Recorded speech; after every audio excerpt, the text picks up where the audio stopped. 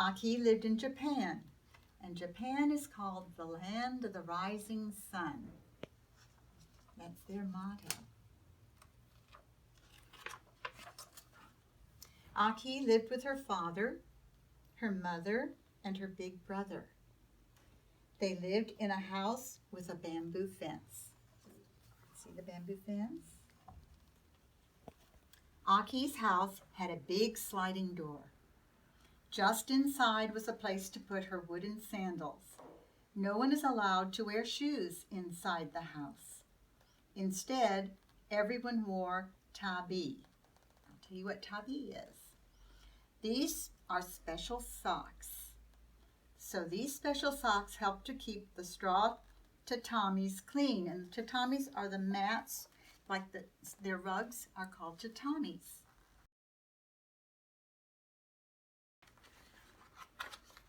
One evening, Aki watched Mother cook dinner. Mother was cooking fish, rice, and tea. "I am hungry, Honorable Mother," said Aki. "Always be patient, little Aki," Mother said.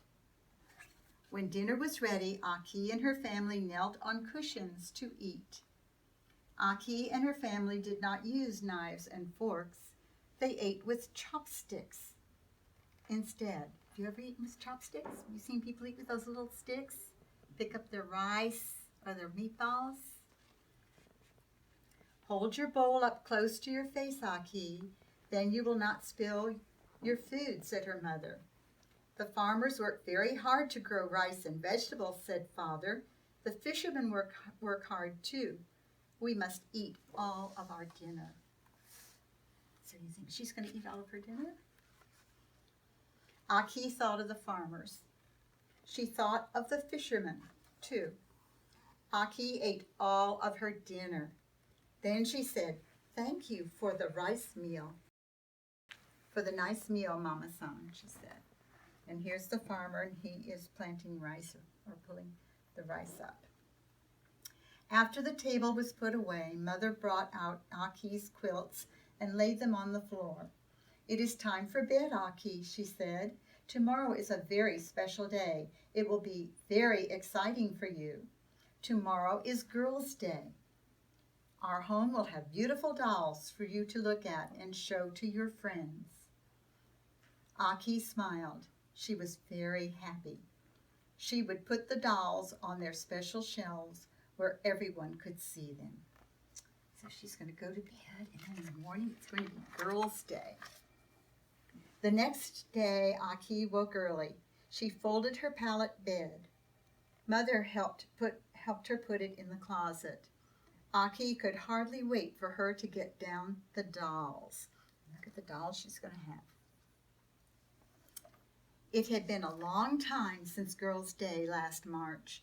Aki could hardly remember what the dolls looked like. She was very excited. At last, Mother brought the box of dolls to Aki. Carefully, Aki lifted each doll from the box and set it on its special shelf. She put the Emperor and Empress dolls on the top shelf. The other dolls looked like the people who lived in the Emperor's palace. Laughing Man and Angry Man were very funny. The Empress doll was very pretty. Aki wished she could play with them. What fun it would be. "Shizu and Makiku would like you to go to their house," said Mother. "They are having a tea party." Aki smiled. She felt very big. "How wonderful that is. I must not be late. Goodbye, Mama-san." "No, Aki, not yet," Mother said, smiling. "You must have breakfast first." And these dolls are like when you have a Christmas tree. Do you have a Christmas tree at your house? And you put the ornaments on the tree, and you can't play with the ornaments. You're just to look at. These dolls are like ornaments. They're just for her to look at, but she can't really get them down and play with them. Aki ate her breakfast of soup, rice, and eggs. Then she put on her kimono. At last, she put on her wooden clogs. "Sayonara, Mama-san," and that means goodbye. "Goodbye, Aki. Have a lovely time at the tea party, said Mother. Aki bowed to Mother. She slid the door open. The sun was shining. Aki stepped outside. She opened the bamboo gate. What a beautiful day, she said to herself. It's Girls' Day. And that's a special day just for girls in Japan. Aki went to the house of Shizu and Makiko. She rang the bell. Shizu slid open the door. Welcome, Aki. Come see our pretty dolls and flowers. She gave Aki a lovely pair of slippers to wear. Aki followed Shizu to the special corner. What beautiful dolls Shizu and her sister Makiko had. The dolls were dressed in such lovely clothes. Aki admired the handsome emperor doll and his beautiful empress. It was very hard to keep from touching them. Makiko called Aki to a low table. On the table were red, green, and white rice cakes. Oh, how good they look, said Aki. She watched as Shizu poured the tea. She did it just like Mother. Oh, how grown up we are, said Aki. And here is a picture of Shizu pouring the tea. After Aki, Shizu, and Makiko had finished their tea, they put on their clogs and went to visit the homes of their other friends. They looked at everyone's beautiful dolls. At last, they came to Aki's house. What pretty, pretty dolls, Aki, Shizu said. Thank you, said Aki. The girls were very tired. Soon it was time for Shizu and Makiko to go home. They put on their wooden clogs. They bowed to Aki's mother. They bowed to Aki. They said sayonara, which means goodbye. Aki said, goodbye. Thank you for honoring my home. When her friends were gone, she slid the door shut. What a beautiful day this has been, she thought. So she had seen everybody's dolls. It is time for your bath, Aki, said Mother. Father has had his bath. Your brother has had his bath. I have had my bath. Now it is your turn. Aki got ready for her bath. She sat down on a stool in the bathroom. She poured a bucket of water over her head and her shoulders. She watched the water run between the boards on the floor. Down it went very quickly. Then Aki scrubbed herself with soap. Aki poured more water over herself. Again she watched the water run between the boards. This time it was wiped with soap. Next, Aki climbed into the large, deep tub. The water was very hot. When she was smaller, she had not liked the hot water. Now she was a big girl. The hot water felt good. I am not so tired now, Aki said to herself. The bath makes me feel good all over. Aki sat in the bath until the gong rang for family prayers. And here's the bathtub. And there's the bucket, the water, and the bench, and the boards where the water could go through and run out of the house. That night, Aki did not feel too hungry. Maybe I ate too many rice cakes, she thought. Aki looked at her special dolls. Oh, they are beautiful, she said to herself.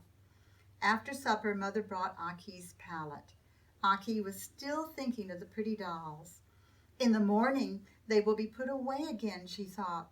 I will not see them until next year. Aki looked around. Mother was busy laying out palettes. Aki walked over to the special shelves. Very quickly, she reached for the Empress doll. Aki did not see Laughing Man near her elbow. Suddenly, there was a crash. Aki looked down on the floor. Aki was very surprised. There on the floor lay Laughing Man. His head was broken. One side of his face was still smiling. The other side was cracked and chipped. His nose was not even there. And there he is. He fell and broke on the floor. And I skipped a couple of pieces here.